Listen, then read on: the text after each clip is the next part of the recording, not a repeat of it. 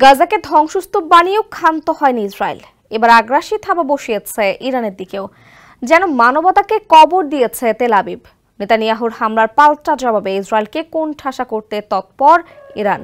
ইসরায়েলকে গুঁড়িয়ে দিতে কোনো চেষ্টার কমতে রাখছে না তেহরান। দফায় দফায় ইসরায়েলের আকাশে ঝরছে ইরানি ক্ষেপণাস্ত্রের বৃষ্টি। আধুনিক সব মিসাইলে ক্ষতবিক্ষত হচ্ছে তেল আবিবের দখল করা ভূখণ্ড। চলছে ইরানের শাস্তিমূলক হামলা। মধ্যপ্রাচ্যে উত্তেজনা যখন ক্রমেই বাড়ছে, তখন ইরানের খাতাম আল আম্বিয়া সেন্ট্রাল হেডকোয়ার্টার্সের মুখপাত্র এক জোরালো বার্তায় যুক্তরাষ্ট্র ও ইসরায়েলকে সতর্ক করে দিয়েছেন।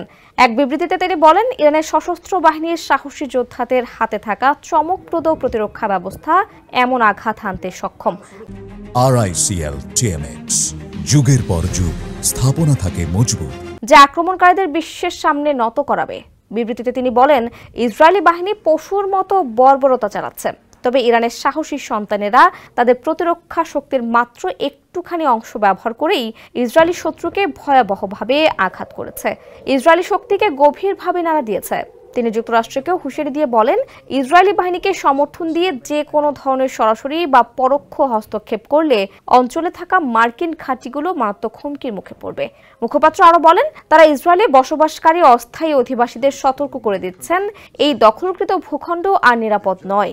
যে কোনো সময় এখানে আঘাত হানতে পারে ইরানি বাহিনী। তিনি বারবার জোর দিয়ে বলেন, ইরানের প্রতিরক্ষা বাহিনী এমন সব বিস্ময়কর ব্যবস্থা গ্রহণ করেছে, যা বিশ্ববাসীর চোখের সামনেই ইসরায়েলকে ধ্বংসের পথে নিয়ে যাবে।